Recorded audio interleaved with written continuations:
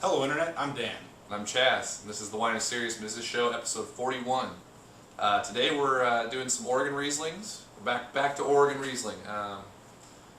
Yeah, just kind of went to the supermarket. I had already picked out the Cove a number of weeks ago and wanted to do a show with it, and went to the supermarket and picked out a couple wines that, one, I'm interested about, and one that I think will probably be pretty good. So I'm pretty excited for the show. Yeah, I'm getting more excited about Riesling.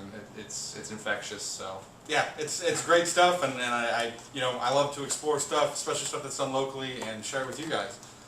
So we're starting out today with the Firesteed Riesling. This is a brand that's quite well distributed. I've seen it on like restaurant lists and bar lists at different places around the country. So I think almost no matter where you're at, you can probably find a bottle of this somewhere. Never had it before. Me either. Yeah. So looking forward to checking it out. What year is this again? 2007. 2007. All right. And it says on the back of the label that it's a blend of fruit from both the Willamette Valley and from the Rogue Valley. So this will be kind of interesting. Yeah, and for those of you not familiar, that's some from Northern Oregon. Willamette Valley is where all the Pinot Noir is from. Rogue Valley is Southern Oregon, and you get a lot of heavier grapes. You get Cabernet Franc, you get Rhone varietals. It's a hotter area, so it's kind of an interesting blend. Tempranillo. Yeah. It smells kind of nice, actually. I like it. Yeah? I mean, it's easy. It's not like jumping out at me, but it's. I'm getting like dusty pear skins and some light pineapple. Little bit, a little more on the austere side. Definitely, Right. the dusty thing really jumps out at me. Yeah. You might be able to convince me that this was a Pinot Gris by the nose, actually. Wow. I wouldn't say that so much. The acidity is definitely a little forward on the nose, and then it does smell a little sweet. Like maybe Sure. maybe a Pinot Gris with some residual sugar. Yeah.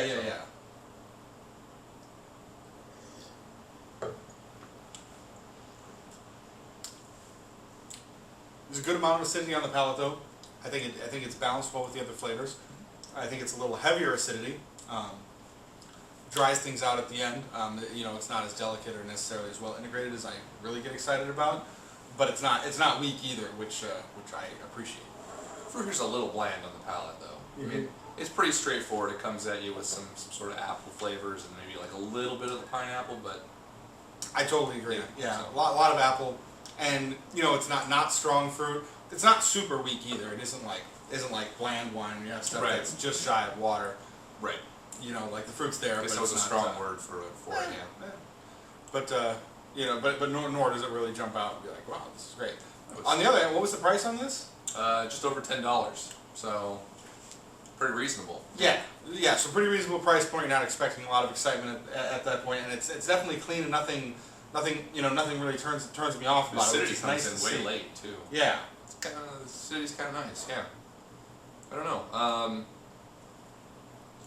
For me, this is totally an easy weekday drinker. I mean, this is actually a pretty nice wine at the price point. I'll give it that. 85 points. 84 points actually. It's just outside of very good. It's definitely on the high end of good though. Sure. Quite good for the price. I'm going to match you on that. I think it's 84 points as well.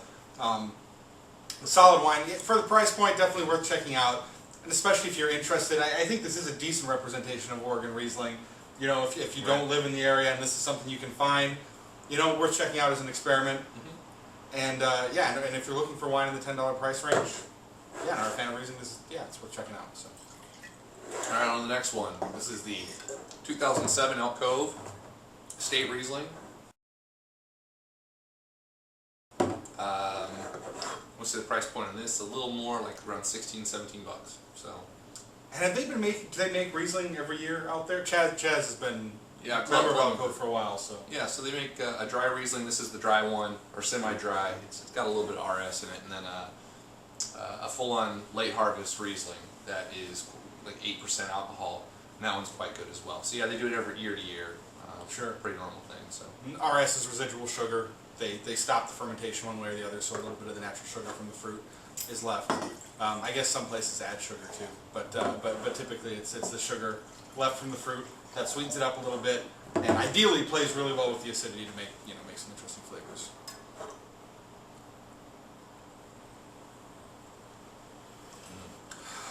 Apples again, I think, and It's almost want to say it's like something nutty or something. Something perfumey, I think. Yeah.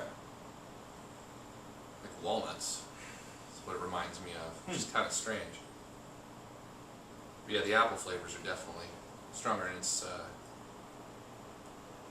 See that? Some kind of flowers jumping out to me too, although I can't name it. I don't know my flowers too well. less acidity coming through on the nose than the Firesteed, but a little bit of sweetness coming through as well. It smells quite nice. Yeah.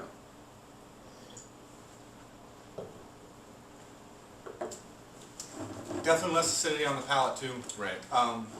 Still pretty clean. Apple flavors take up the most of it. I'm getting a little bit of pear at the back end. And the flavors are more full here too. Mm-hmm. They're rough back, a little more pleasing.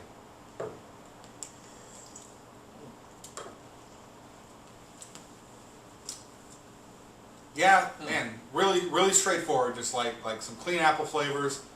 Finishes really easy. I guess later it does dry out a little bit, kind of in the back corners of my mouth there. You take a couple of drinks and the acidity builds. Yeah, for sure. Man, I'm feeling a little less excited about it than when I had the winery. I tasted this at the winery and I was like, yes, this will be a good one for a show. But the acidity here is playing a little less to me than last time. There is a little less, I don't know, intensity. and it's hard from taste to taste, right? Like I think we mentioned that in our top 10 of last year's review. Stuff that really stands out to me is something that's good after I have it on a few different occasions, because I'm sure you've all had that experience too, where you have a great bottle of wine, you buy another one, go to share it with your friends, and it's not the same. You know, it's just not the same. So, and that's unfortunate when that happens. It's really unfortunate, but that's sort of how I'm feeling about this one exactly. So, man, the fruit here is really nice, but yeah, the lacking of backing acidity to all the fruit is kind of makes it a little flabby. I still like it and find it very pleasing. So 85 points. So. And 83 for me, mostly because the weaker acidity just doesn't suit my palate so well. You know, I like more acidity in the wines, and the fruit's nice and it's clean, but I'm not really excited about it.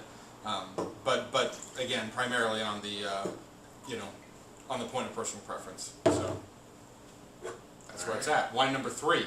Yeah, wine number 3. This is from Brooks. We've done a couple other wines on the show before.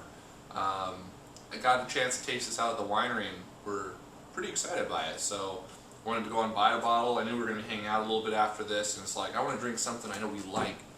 Well, I guess I shouldn't come out and say that like that, but damn, no, that's good. No, that's totally fine, because a huge part of what we do with the show, right? We explore new stuff, but we're not professional critics, and one of the things we really like to do is share stuff that we like with the viewers too. Good point. Turn you on to stuff that we are familiar with. And this is something that we've discovered that we've had a really good time with, and would like to introduce to more people, especially those of you out in New York. I want to make the note that this is an Oregon producer, that this is the 3rd different bottling of Riesling that these guys make. So they're one of the most dedicated Riesling producers in the Northwest, and if you're curious about what Northwest Riesling is like, they've got a bunch for you to try. So.